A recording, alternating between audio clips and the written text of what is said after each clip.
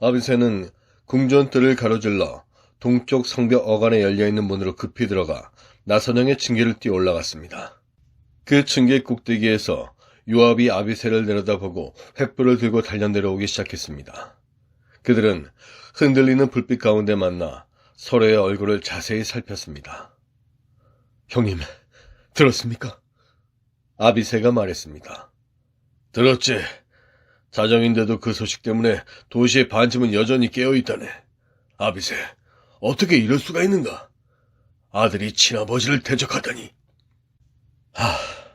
나라가 취약할 때는 별별 기묘한 광경들을 보게 되는 것이지요. 먼 곳을 응시하며 아비새가 대꾸하였습니다. 그리고 야망을 만족시키기 위해서는 어떤 것이라도 없애버리지. 요압이 분노하며 덧붙였습니다. 아비새, 이 일들을 어떻게 생각하지? 어떻게 생각하냐고요? 요압의 분노에 맞장구 치며 아비새가 대꾸하였습니다. 내 생각은 이렇습니다.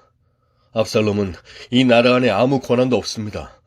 그는 아무 권력도 자격도 없음에도 불구하고 왕국을 분열시키려고 일어섰습니다. 그는 하나님의 기름 부으신 자를 향해 손을 쳐들었습니다. 다윗을 향해. 다윗은 압살롬에 대해 어떤 일도 어떤 말 한마디도 한 적이 없습니다.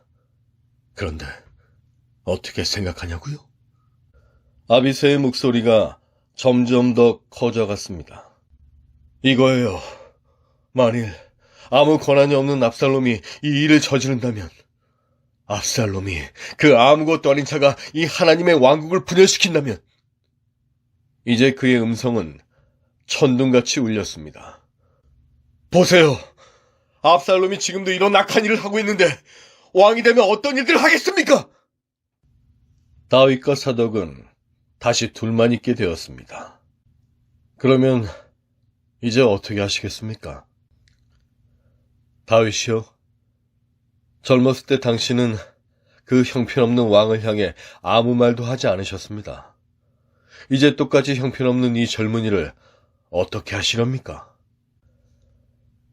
내가 말했듯이 다윗은 대답하기 시작하였습니다. 나는 이런 순간들을 가장 싫어합니다.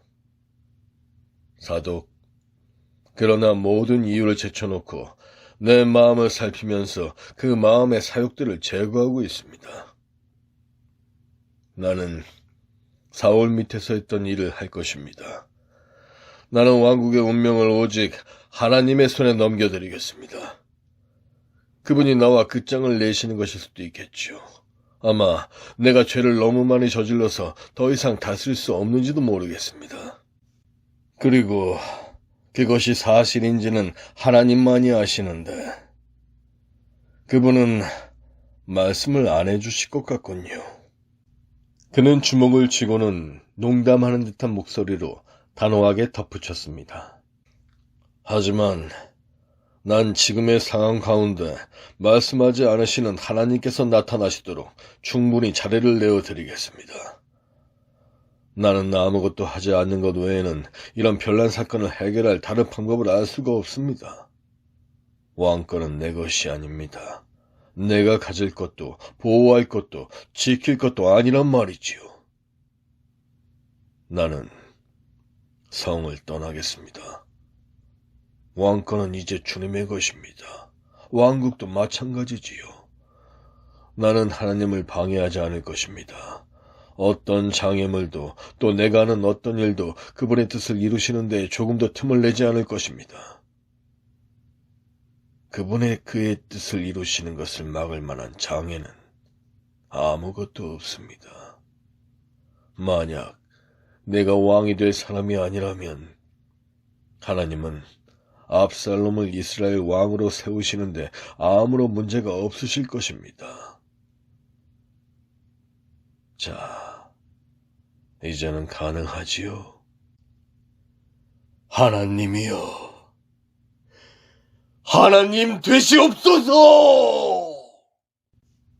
그 진정한 왕은 돌아서서 왕실 밖으로, 궁전 밖으로, 그리고 성 밖으로 조용히 걸어 나갔습니다. 그는 걷고 또 걸었습니다. 마음이 순결한 모든 사람의 가슴 속으로.